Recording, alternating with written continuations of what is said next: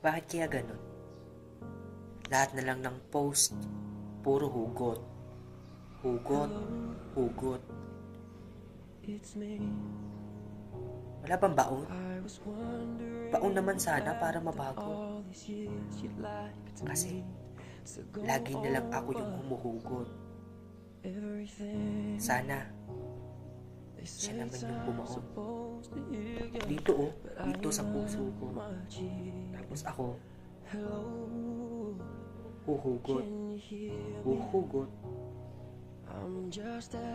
Para mapatunayan sa kanya na mahal ko siya. Tapos ako yung huhugot. Oo, ako yung huhugot. Huhugutin ko sa puso niya yung taong nang iwan sa kanya. Tapos ipapasok ko sa puso niya yung pagmamahal ko na walang hanggan at walang makakapantay kahit sino man.